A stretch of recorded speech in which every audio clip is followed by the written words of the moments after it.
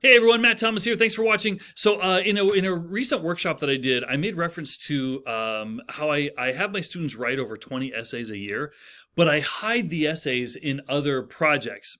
So the students don't really know they're writing essays. The students will probably tell you that we write 4 essays a year because we would write 4 what I would consider like typical standard intro conclusion type essays. And then the rest of the year we would practice the writing formula throughout all these little mini projects that the students really enjoyed. So the students are getting the say axes writing format, right? So start with an argument or an assertion, give an example, explain how that example is relevant, and then give the significance or long-term impact analysis, etc.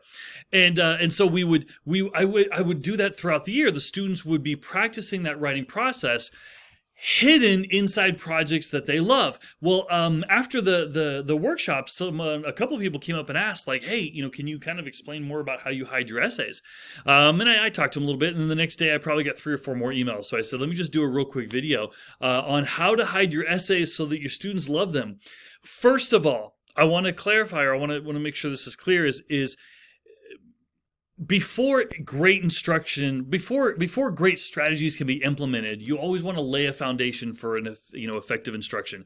I've got 3 videos there explaining how, according to neuroscience, right, how to create this environment of success for your students.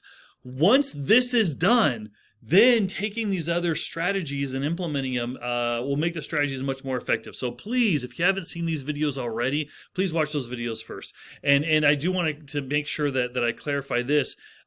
It's so important to make every lesson your favorite. Like literally, I can honestly tell you, every lesson I taught was my favorite. And that's what allowed me to hide these essays in projects that the students love. The students were constantly practicing the writing formula, but doing it in a way that we both enjoyed. So please keep that in mind. All right, so before you're writing your stuff, please consider this follows the slow down what you're teaching, more opportunities to master the material. So teach maybe fewer concepts, more opportunities to master the material. That's what these follows. I've linked 2 more videos on here. Number 1, determining factor of success, and how to take students to the peak of their learning arc, and then switch to the next thing so they're constantly excited about learning. I've clicked those, or attached those 2 videos. All right, so just to reiterate for us English teachers and for those who aren't English teachers, when I'm teaching the students how to write essays or hiding the essays, I'm focusing on the axes format of paragraph writing,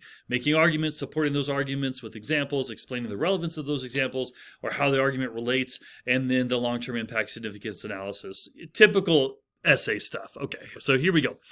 When you're writing an essay, I'm always a big believer in this. Don't assign the essay in isolation. Don't just randomly, okay, guys, this week we're writing an essay, because no one's going to get excited about that. Think of what else you can do with that essay. So what's that essay? What's the purpose of the essay? I'm really big on purpose, because then I can justify to my students and to my parents, right, the parents of the students, why we're doing what we're doing. So what is the purpose of your essay? And then create a holistic lesson around it. It's going to be more enjoyable for the students, and it will connect the learning better. So don't just assign essays in isolation. Now, I put on the slides here if you're watching the slides. If you're not, that's okay. We write over 20 essays. I'll show all of them to you at the end.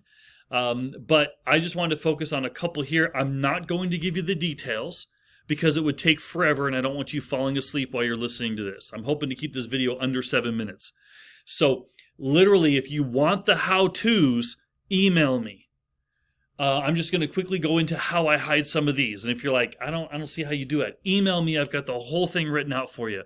So let me just go quickly. We do persuasive style writing, argumentative writing, marketing, ethos, pathos, logos. When we get into speeches or speech analysis, I have the students write and film their own infomercial. It's hilarious. They love it. The entire thing is written in speech, proper speech format. They don't even know they're writing an essay. They absolutely love it. When I teach Fahrenheit 451, I have them ban something, the most insignificant thing that they can find. They ban nothing controversial. We're not pushing an agenda, but they try to ban the most insignificant thing they can find to challenge themselves on the logical argument writing. Right? Try to ban something that's totally insignificant. You got to create a great argument. Anyway, once they've created this amazing argument as to why what they're banning shouldn't be, used and why, etc., then they have to create the exact counter argument. They have to argue for it. So they're creating two pieces of argumentative writing, in a way that's fun because we're tying it to the novel. Again, if you're like, what? Just email me if you want the project. We do Dr. Jekyll and Mr. Hyde in my class. We read it graphic novel format via graphic novel format. It's fun. Students love graphic novels, and we don't need to read the whole thing for the purpose of what I'm doing. But I have them analyze both sides of their personalities, just like Dr. Jekyll and Mr. Hyde. So our school side and our work side are maybe it's their sports and home, maybe it's their church and their school life, whatever it is.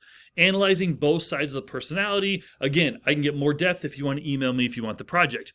I ask them to identify symbols in their life. I make this argument that really most of our life is symbolic of something. So I have them go around their house and pull symbols out of their life that are special to them.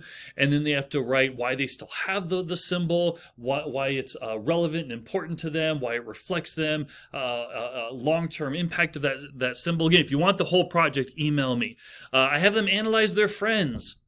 They love doing that. It's the circle of friends. They analyze traits of their friends and how that adds importance to their life, and that trait, if that friend continues doing that trait, how it could negatively or positively impact that friend later in life, etc. Again, analysis, long-term impact, significance. If you want the project, email me. We do a bunch of satires: problem-solution satire, situational satire, observational satire. So the students write problem-solution satire. Again, persuasive, argumentative writing, ethos, pathos, logos. This is a 9th grade class. They're doing AP Lang stuff. If you want the project, email me. During Thanksgiving, before Thanksgiving, we do a one-day mini lesson of lies that they've been taught in a textbook, and I make this big thing about it. Some of the things that's taught is not true. But there's a reason why. And so we analyze, they have to research an event, analyze why a certain, why we would teach that event a certain way. What's the benefits of teaching it that way versus another thing, or the drawback, all this stuff, right? Again, it's fun. The students enjoy it. If you want the project, email me. That's 7 of 22 different things. So to keep the video short, I'm just kind of giving you examples of how I hide the essays. Now, for those who are like, look, I'm not the Easter Bunny. I'm not hiding anything. Just give me an essay. Like, how can I teach an essay? Okay. Of the 4, what I would call like identifiable essays, intro and conclusion paragraph, I never teach essays in isolation. I always teach them with something else. And so let me quickly explain just one of my essays, my analysis essay. So I teach this essay towards the end of my poetry unit. So we would have already done poetry in a fun and exciting way. If you want some advice, let me know. So it's been going on for a few weeks. Then we get into figurative rap. So I set up the essay by doing figurative language. We get into figurative language. I teach figurative language through rap and song. And so, yes, I do rap in front of the class. We write our own figurative language rap. We have fun with it. It's a fun way of doing figurative language. I've linked a game that I play with the students where I rap and they have to identify what type of figurative language I'm using. I use games quite a bit, so you can look at that. After that, we've already done figurative language. Then we read Poe's The Raven and Annabel Lee. And with the purpose of this, because whenever you're doing something, it has to have a purpose, right? The purpose is how an author's life experience influences his or her writing. That's the whole purpose of this. So Poe wrote The Raven one way because at the time his wife was dying. But the Annabel Lee has a different tone. It's written in a different way. It's almost not a different voice, but you can see it's clearly different than The Raven, because at the time in Poe's real life, his wife has already passed. So anyway, we talk about all that stuff. Let me know if you want the way that I teach that. Then after we go over The Raven and Annabel Lee, Then we look at that. We analyze the structure, of course, talk about all the stuff that Poe was going through. I've also linked a game show that I play with the students. Yeah, again, it takes 7 minutes. It's fun, about Edgar Allan Poe. I've linked that there. If you want to look at it, email me if you want to know more about it. Then once that's all done, then I present the essay prompt. And essentially the essay is researching, I'll read it to you. The prompt is, write a research-based informational essay about the relationship between a poet's real-life experiences and his or her poetry. And then I go on and more. You can read the rest if you'd like there. It's on the screen. So for those of you who've been in the district for a while, it may sound familiar. It was one of the old district writing prompts they used to have us have the students write. I just adapted it to where the students can choose a traditional, what they would say traditional poet, like Poe or Emily Dickinson or something, or they can use songwriters, rappers.